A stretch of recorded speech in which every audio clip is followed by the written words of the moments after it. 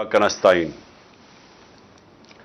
اس وقت لالا موسیٰ اور جنگ کے اندر جو آپ سب اکٹھے ہوئے ہیں اس ملک کے پاکستانی باشعور شہری، تو میں آپ کے سامنے سب سے پہلے ایک بات رکھنا چاہتا ہوں کہ آج ایک تماشا ہو رہا ہے لندن میں، اور یہ کسی دنیا کے ملک میں اس طرح کا تماشا نہیں ہوتا کہ پچھلے 5 دن سے پاکستان کا 3-4 دن سے پرائم منسٹر بھی گیا ہوا ہے اور بھی لوگ گئے ہوئے ہیں، اور مقصد ان کا کیا ہے؟ وہاں جا کے فیصلہ ہو رہا ہے کہ پاکستان کا آرمی چیف کون بنے گا۔ میں ذرا اپنی ساری قوم کو کہتا ہوں کہ ذرا غور کریں کہ اس ملک کے ساتھ کیا ہو رہا ہے، کہ جو ہماری نیشنل سیکیورٹی کا سب سے اہم عہدہ آرمی چیف کا، اس کا فیصلہ کدھر ہو رہا ہے؟ لندن میں بیٹھ کے۔ فیصلہ کون کر رہے ہیں؟ اس ملک میں ایک کنوکٹڈ آدمی، ایک سزا یافتہ آدمی، ایک مفرور جھوٹ بول کے ملک سے باہر گیا، دوسری دفعہ جھوٹ بول کے ملک سے باہر گیا، وہ فیصلہ کر رہا ہے۔ اس کے ساتھ اور کون ہے؟ اس کے بیٹے ہیں جو اس ملک سے باہر بھاگ کے گئے احتساب سے، ان کے دور میں، نون لیگ کے دور میں۔ اور کیوں گئے؟ کیونکہ وہ جواب نہیں دے سکتے تھے کہ اربوں روپے کی پراپرٹیز ان کی لندن میں کدھر سے آئیں، اور انہوں نے کہا ہم پاکستان کے شہری نہیں ہیں۔ 3 دفعہ پرائم منسٹر کے بیٹے کہتے ہیں ہم لندن کے شہری نہیں ہیں، کیونکہ وہ جواب نہیں دے سکتے کہ اربوں روپے کی وہ حسن نواز، وہ کم از کم 10 ارب روپے کی جو پراپرٹی اس نے لندن میں لی، وہ کدھر سے آئی۔ ساتھ ہے ان کی بیٹی جو پینما میں اس کے نام پہ یہ 4 بڑے بڑے محلات کا انکشاف ہوا تھا، جو سب نے حسین شریف نے کہا کہ الحمدللہ ہمارے ہیں، نواز شریف نے کہا ہمارے ہیں، لیکن یہ نہیں بتا سکتے کہ پیسہ کدھر سے آیا۔ تو وہ وہاں بیٹھے ہوئے ہیں، اسحاق ڈار کے بیٹے وہاں بیٹھے ہوئے ہیں جو کہ ملک سے باہر بھاگے ہوئے ہیں، اور اسحاق ڈار بھی ملک سے باہر بھاگا تھا جب تک NRO نہیں دیا، اور ہینڈلرز نے اس کو یہ یقین دہانی نہیں کی کہ فکر نہ کریں آپ آ جائیں تو آپ کو کوئی نہیں پکڑے گا۔ تو یہ وہ لوگ، اور جس میں پھر شہباز شریف کا بیٹا بیٹھا ہوا ہے، سلمان شہباز، جو احتساب سے بھاگا ہوا باہر۔ تو وہ جو اس ملک کے چوروں کا ٹبر ہے، وہ فیصلہ کر رہا ہے اس وقت اس ملک کے مستقبل کا۔ تو میں ہی اپنی ساری قوم کو یہ بتانا چاہتا ہوں کہ یہ کسی دنیا کے مہذب معاشرے میں یہ تصور بھی نہیں کوئی کر سکتا کہ یہ ہوگا کہ ملک کے اہم فیصلے ملک کے باہر ہوں اور وہ لوگ کریں جو 30 سال سے ملک کے پاسا چوری کر کے باہر لے کے جا رہے ہیں۔ اور میں دوسری بات کہ شہباز شریف کے اوپر ایک اخبار کے اوپر اس نے ہرجانہ کیا کہ میری توہین کی گئی ہے، اور اس نے جا کے عدالت میں چلا گیا۔ اب شہباز شریف کو نہیں پتا تھا کہ برطانیہ کی عدالتیں کیوں، ونسٹن چرچل ان کے جو بڑا اسٹیٹسمین تھا، اس نے کیوں کہا جب برطانیہ ہٹلر کی دوسری جنگ عظیم میں جب تباہ کر رہے تھے برطانیہ کو، تو اس نے کیوں کہا، اس نے جب کسی نے پوچھا ہم بچ جائیں گے، اس نے کہا کیا ہماری عدالتیں انصاف دے رہی ہیں؟ تو انہوں نے کہا جی دے رہی ہیں۔ تو انہوں نے کہا کوئی دنیا کی طاقت ہمیں نہیں ہرا سکتی۔ ان کی عدالتوں کے اندر یہ چلا گیا شہباز شریف، اور اب انہوں نے 8 یا 9 دسمبر کو اس کو بلا لیا، اس سے جواب مانگے ہیں۔ اب شہباز شریف کو غلط فہمی ہوئی ہے کہ ٹیلی فون اٹھا کے تو جج کو کہہ کے جی بے نظیر کو 3 نہیں 5 سال سزا دینا ہے، اس کے جو ماضی میں بریف کیس پکڑ کے کوئٹہ بینک پہ جانے والا، بینچ کو خریدنے والا، اس کو یہ نہیں پتا کہ وہ کدھر پھنس گیا جا کے۔ اور ان کے لیے سب سے بڑا اب یہ چیلنج ہوگا شہباز شریف کے لیے کہ عدالت میں اب انہوں نے بتانا پڑے گا کہ کیا جو اس نے الزامات لگائے، اور اس نے بڑے، جو ان کا اخبار ڈیلی میل ہے، بڑے سنگین الزامات لگائے ہیں اس کی چوری کے اوپر۔ تو یہ میں صرف آپ کو اب بتانا چاہتا ہوں، یہ ہے فرق۔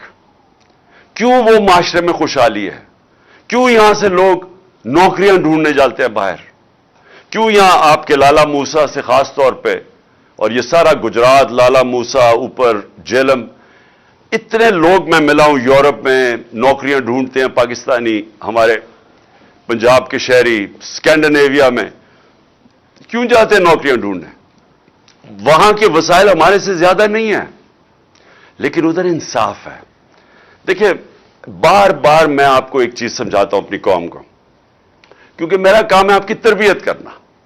جب تک ایک ملک کے اندر عدل اور انصاف نہیں ہے، قانون کی حکمرانی نہیں ہے، وہ معاشرہ خوشحال نہیں ہو سکتا، وہ معاشرہ آزاد نہیں ہو سکتا، اس معاشرے میں جمہوریت حقیقی نہیں آ سکتی، حقیقی آزادی نہیں آ سکتی۔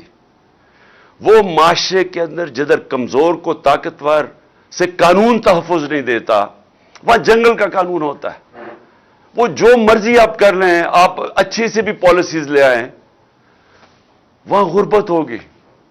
ساری جس کو کہتے ہیں ڈیولپنگ ورلڈ، جو غریب ملک ہیں، ان سب کی یہی کہانی ہے۔ تو میں اس لیے بار بار آپ کو سمجھاتا ہوں میرے پاکستانیوں، کیونکہ میں نے یہ ملک دیکھے ہوئے ہیں، میں نے ٹائم گزارا ہوا ہے یہاں، مجھے پتا ہے۔ اس لیے میں نے 26 سال پہلے انصاف کی تحریک شروع کی تھی کہ یہ ایشین ٹائیگر نہیں بننے لگا پاکستان، لاہور کو پیرس نہیں آپ بنا سکتے۔ جب آپ عدل اور انصاف کا نظام لے کے آئیں گے، یہاں کی قوم کو آزاد کریں گے، حقیقی آزادی دیں گے، یہ قوم خود ہی اس ملک کو اٹھا لے گی۔ یہاں جو بیرون ملک پاکستانی بیٹھے ہیں، جو میری آج سن رہے ہوں گے مجھے، میرا ان سے انٹریکشن ہے، ان سے پوچھے تو صحیح کیوں نہیں وہ پاکستان میں آ کے پیسہ لگاتے؟ وہ سب سے پہلے آپ کو کہیں گے کہ ہم اس لیے پیسہ نہیں لگاتے پاکستان میں آ کے کہ ہمیں ڈر ہوتا ہے کہ اگر ہم پلاٹ لیتے ہیں تو اس کے اوپر قبضہ ہو جاتا ہے اور ہم قبضہ نہیں چھڑا سکتے۔ تو ہم کاروبار کیسے شروع کر سکتے ہیں جس ملک کے اندر ہمیں قانون تحفظ نہیں دیتا، جس میں ایک فکرہ استعمال کیا جاتا ہے، کانٹریکٹ انفورسمنٹ نہیں ہوتی۔ جب اس ملک میں ہماری سرمایہ کی حفاظت ہی نہیں ہوتی تو ہم کیسے اس ملک میں پیسہ لگائیں گے؟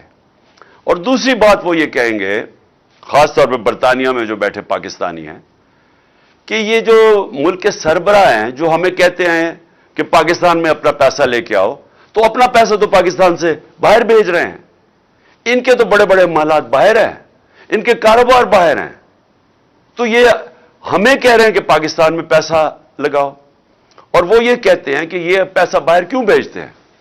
نمبر 1 چوری کا پیسہ ہے، کیونکہ اگر چوری کا پیسہ کیوں باہر بھیجنا پڑتا ہے کہ پاکستان میں نظر آ جائے گا۔ یہاں اب اگر ایک دم ان کی دولت میں اربوں روپے کا اضافہ ہونا شروع ہو جائے تو پوچھیں گے تو صحیح نا قوم کے کدھر سے پیسہ آیا؟ وہ یہ جواب نہیں دے سکتے کیونکہ چوری کا پیسہ ہے، اس لیے ان کو باہر بھیجنا پڑتا ہے۔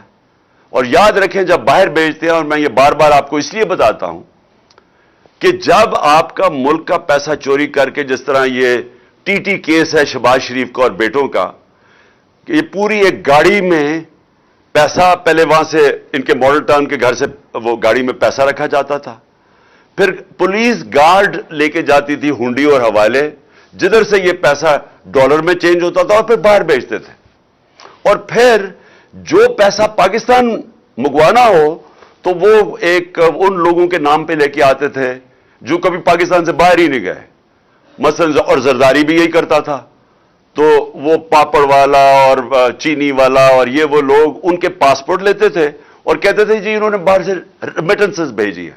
تو خود ہی قانون بنایا تھا 1992 میں کہ جی اگر باہر سے کوئی پیسہ بھیجے گا تو کوئی سوال نہیں پوچھا جائے گا، اور یہ حدیبہ پیپر مل بھی یہی کیس تھا، زرداری کا بھی یہی کیس ہے، وہ جو فیک اکاؤنٹس کا ہے ان کے بھی یہی کیس ہے۔ تو یہ وہاں سے انہوں نے پیسے باہر پہلے چوری کر کے، چوری کا پیسہ باہر، ریمیٹنس سے واپس جس کی ضرورت ہے، باقی پیسہ ان کا باہر پڑا ہے۔ جو ان کا زیادہ تر مال ہے، یہ دونوں بڑے بڑے خاندانوں کو، یہ باہر پڑا ہوا ہے پاکستان سے، اور بڑی شان و شوکت میں وہاں رہتے ہیں، اور یہ اس ملک کا المیہ ہے کہ یہ ہر تھوڑی دیر کے بعد ان کو این آر او ملتا ہے، پھر واپس آتے ہیں، پھر لوٹتے ہیں، پھر پیسہ باہر لے جاتے ہیں۔ اور یہ آپ کے سامنے ہو رہا ہے اس وقت، یہ جو تماشا ہے کہ سارے جناب لندن کی طرف دیکھ رہے ہیں، چور بیٹھ کے فیصلہ کر رہے ہیں کہ پاکستان کا آرمی چیف کون ہوگا۔ یعنی مجھے حیرت ہوتی ہے کئی دفعہ کہ یہ جب ہم ہم نے ہم یہ سوچتے ہیں کہ یہ اللہ یہ ہم کس دنیا میں رہ رہے ہیں کہ کسی بھی دنیا کے ملک میں یہ مجھے کوئی بتا دے، میں برطانیہ میں پتہ نہیں کتنے 20-30 سال گزارے ہیں، کوئی سوچ سکتا ہے وہاں کی اس طرح کی چیز ہو؟ کوئی سوچ سکتا ہے کہ برطانیہ کے پرائم منسٹر کی باہر پراپرٹیز پڑی ہوں، اور اگر پڑی ہوں تو وہ ایک دن بھی آفس میں رہ سکتا ہے جب تک جواب نہ دے؟ کوئی سوچ سکتا ہے کہ ملک کے باہر پرائم منسٹر آئے باہر بھاگ جائے جب اس کا احتساب ہو، واپس آ کے پھر اوپر بیٹھ جائے، کیسز معاف ہو جائے، اور پھر جب اس کو پھر پکڑنے لگے پھر باہر بھاگ جائے اور قوم کے فیصلے باہر سے کرے؟ یہ ساری قوم ذرا سوچے اس کے اوپر کہ اس کا کوئی مہذب معاشرے کے اندر اس طرح کی مثال نہیں ہے۔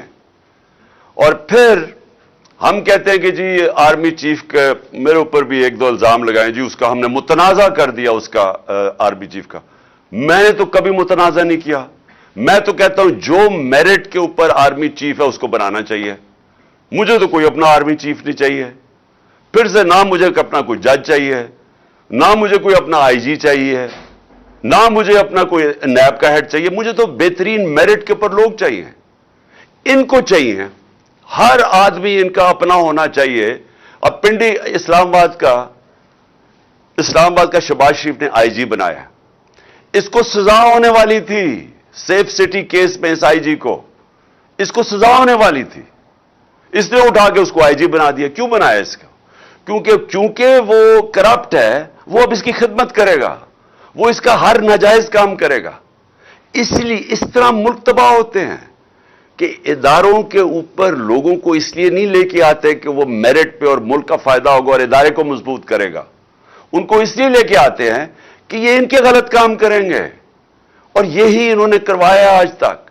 عدلیہ کے اندر انہوں نے ڈنڈے مار کے جب چیف جسٹس سجاد علی شاہ جیسا دیانتدار جج کو جب بھگایا وہاں سے اور پھر پیسے رشوت دے کے اس کو جب ہٹایا، تو یہ اس لیے نہیں کہ ان کو کوئی فکر تھی کہ پاکستان کی عدلیہ ٹھیک کام نہیں کر رہی، اس لیے کہ وہ ان کے نیچے نہیں تھی، ان کی غلامی نہیں کر رہی تھی، ان کے غلط کاموں کے اوپر غلاف نہیں ڈال رہی تھی، چھپا نہیں رہی تھی۔ تو جب جن لوگوں کی پوری تاریخ ہی یہ ہو تو وہ لوگ پاکستان کے آرمی چیف کا فیصلہ کریں گے لندن میں بیٹھ کے؟ اور میں ان سے بھی پوچھنا چاہتا ہوں جو ان کے ہینڈلرز ہیں، کیا ان کو فکر نہیں ہے پاکستان کی؟ کیا ان کو نہیں سمجھ آ رہی ہے کیا ہو رہا ہے ملک کے اندر؟ کیا ان کو تب نہیں سمجھ آ رہی تھی جب یہ ایک چوروں کو اوپر مسلط کیا جا رہا تھا کہ انہوں نے ملک کے ساتھ کرنا کیا ہے؟ جو 30 سال سے ملک کو لوٹ رہے تھے ان کو پھر سے جب مسلط کیا انہوں نے، تو کیا ان کو یہ نہیں نظر آ رہا تھا کہ انہوں نے کرنا کیا ملک کے ساتھ؟ تو یہ جو ہو رہا ہے یہ ہونا تھا، کیونکہ انہوں نے ماضی میں بھی یہی کیا ہے۔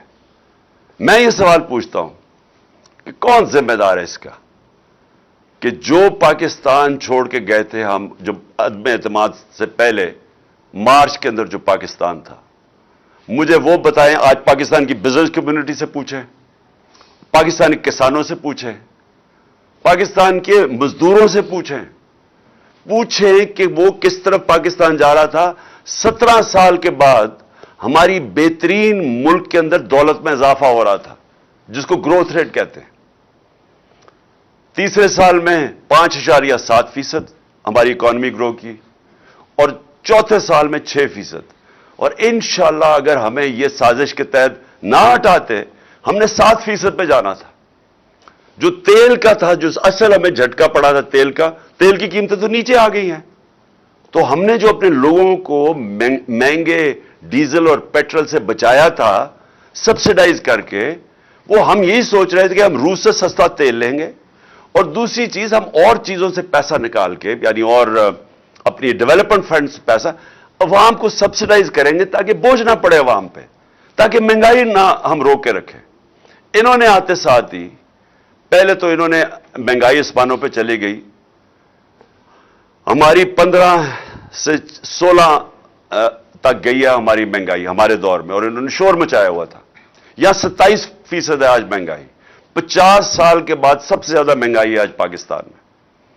اور انہوں نے ان کی وجہ سے، کیونکہ یہ اکانومی نہیں ہینڈل کر سکے، آج روپیہ ان کے دور میں तकरीबन 39 रुपया गिरा है, 49 रुपया डॉलर महंगा हुआ है। इनके दौर के अंदर आज पेट्रोल डीजल की कीमतें किधर हैं, हमारे दौर में किधर थी? इनके दौर में बिजली की कीमत आज किधर गई है, जो आज लोगों से पूछे कि जो उनको बिजली के बिल आ रहे हैं। अभी जो गैस की शॉर्टेज आने वाली है और जो गैस की कीमतें हैं ये सर्दियों में, इनके दौर में आज देखना आप किधर आ रही हैं, जो इन्होंने आईएमएफ से मान चुके हैं।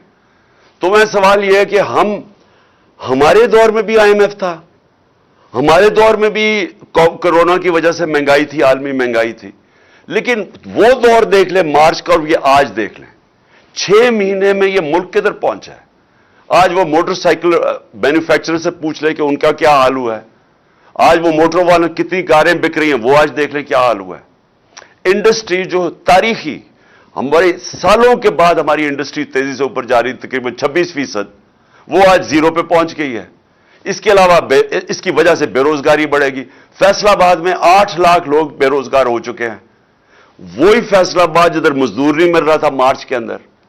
तो मैं सवाल ये पूछता हूं कि ये क्या, ये जो हैंडलर्स लेके आए हैं और ये जो आज तमाशे हो रहे हैं पाकिस्तान से, कौन जिम्मेदार है इसका?